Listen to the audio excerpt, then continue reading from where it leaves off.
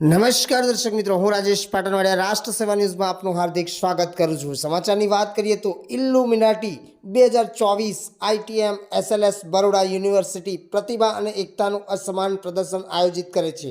વિદ્યાર્થીઓને 12 લાખ રૂપિયાની પ્રતિભાનું આપતો આ એક સંસ્થા અને એક યુનિવર્સિટી બની છે। બરોડા ફેબ્રુઆરી 22, 2024 ITM SLS Baroda university campus 19મી ફેબ્રુઆરી 2024ના રોજ પ્રતિષ્ઠિત ઇલ્યુમિનાટી 2024 ફ્લેગશિપ ઇવેન્ટ શરૂ થતાં ઉત્તેજનાથી ગુંજી રહ્યું છે। પ્રમુખ શ્રીમતી કનુપ્રિયા અને સિંઘ અને રાષ્ટ્રપ્રમુખ દ્વારા ઉદ્ઘાટન કરવામાં આવ્યું। રવિન્દ્રસિંહ રાઠોડ આ ઇવેન્ટ પ્રતિભા, ખેલદિલી અને સાંસ્કૃતિક એકતાના એક અઠવાડિયા સુધી ચાલવાનું વચન આપે છે।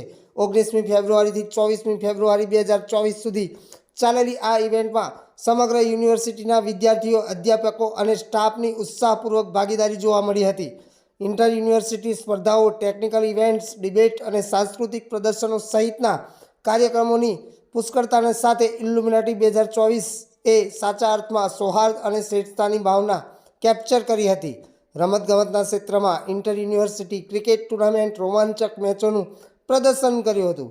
પાવરહાઉસ ટીમો હાઈલાઇટ મેચોમાં જીએલએસ વિરુદ્ધ એમએસયુ અને સિગ્મા વિરુદ્ધ આઈટીએમ એસએલએસ બરોડા યુનિવર્સિટીનો સમાવેશ થાય છે, જેમાં તીવ્ર સ્પર્ધા અને ખેલદિલીના પ્રદર્શન સાથે પ્રેક્ષકોને મોહિત કરવામાં આવ્યા હતા। ક્રિકેટ ટુર્નામેન્ટના વિજેતાઓને ₹20,000, વોલીબોલના ઉત્સાહીઓને રોમાંચક મેચોથી શ્રેણીમાં સારવાર આપવામાં આવી, જે એક આકર્ષક ફાઇનલમાં પરિણમ્યું, જેને ભાગ લેનાર ટીમોના એથ્લેટિક પરાક્રમોનું પ્રદર્શન કર્યું।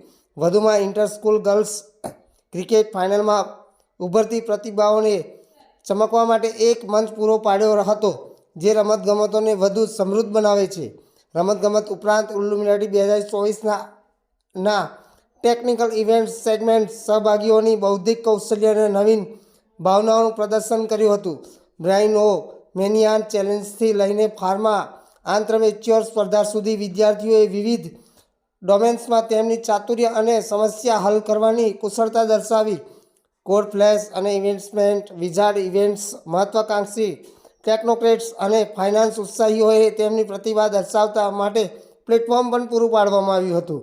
જ્યારે જંકયાર્ડ અને બેસ્ટ આઉટ ઓફ વેસ્ટ પડકારોએ ટકાઉપણું અને સર્જનાત્મક પ્રોત્સાહન આપ્યું હતું। વાદ વિવાદના ઉત્સાહીઓ અને સંબંધિત મુદ્દાઓ પર વિચાર પ્રેરક ચર્ચાઓમાં રોકાયેલા હતા। વિવેકાત્મક વિચારસરણીને પ્રોત્સાહન આપ્યું હતું। સહભાગીઓ વચ્ચે પ્રવચન, જેમ જેમ સૂર્યાસ્ત થતો સાંસ્કૃતિક ઉત્સુકતા પ્રગટ થઈ, જેમાં વિવિધ સંસ્કૃતિઓ અને પરંપરાઓનું પ્રતિનિધિત્વ કરતા પ્રતિભાશાળી કલાકારો મનમોહક પ્રદર્શનો દર્શાવવામાં આવ્યા હતા।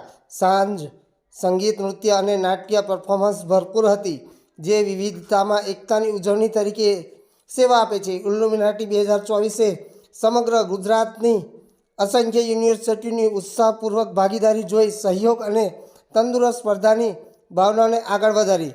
આ પ્રદેશમાં હાજર પ્રતિભા અને શ્રેષ્ઠતાની સંપત્તિને પ્રતિબિંબિત કરતી કેટલીક યુનિવર્સિટીઓએ વિવિધ કેટેગરીમાં ઇનામો મેળવ્યા છે।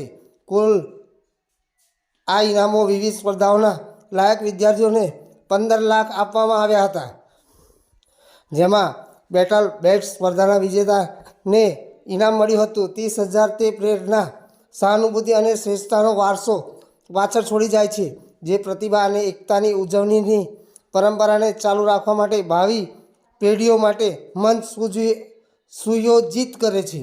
રિપોર્ટ રાષ્ટ્ર સેવા, વડોદરા। અમારું જે એન્યુઅલ ફેસ્ટિવલ છે ઇલ્યુમિનાટી 2024, એના ભાગરૂપે આ એક ટેકનિકલ ઇવેન્ટ રાખવામાં આવી છે, જેનું નામ છે હેકાથોન। 36 કલાક લાંબી ઇવેન્ટ છે, જેમાં છોકરાઓ પોતાના પ્રોજેક્ટ્સ અને આઈડિયાઝ લઈને આવે છે। અત્યારે અમે થીમ એના માટે રાખી છે લોકલ ગવર્નન્સ, એટલે કે વીએમસી છે, રેવન્યુ ડિપાર્ટમેન્ટ છે, પોલીસ ડિપાર્ટમેન્ટ છે, એ લોકોને કઈ રીતના પ્રોબ્લેમ્સ ફેસ થાય છે અને એના માટે અમે શું સોલ્યુશન પ્રોવાઈડ કરી શકીએ, શું પ્લેટફોર્મ પ્રોવાઈડ કરી શકીએ।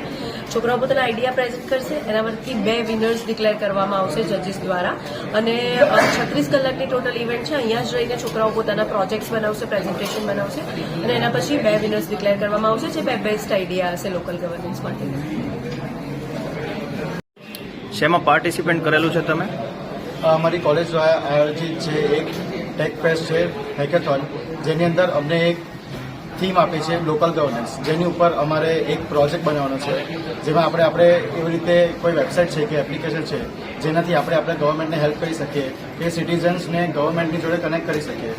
અમારો પ્રોજેક્ટ છે તે એક બીએમસીની વેબસાઇટ બનાવવાનો છે, જેની અંદર આપણે અલગ અલગ ટાઈપ્સના જે સિટીઝન્સ હોય એ ગવર્મેન્ટને ઓપિનિયન આપી શકીએ કે એમના કઈ જગ્યાએ શું જરૂરિયાત છે, એ ફરજિયાત છે જે એમને પૂરી કરવી જોઈએ, અને બીજી વસ્તુઓ છે જે એડ કરે તો બીજા સિટીઝન્સને છે ને વધારે ઇઝી રહે ત્યાં રહેવાનું, અને પછી એ લોકો કઈ પ્રોબ્લેમ્સ ફેસ કરે છે જે સોલ્વ થશે તો એ લોકો વધારે ખુશ થશે.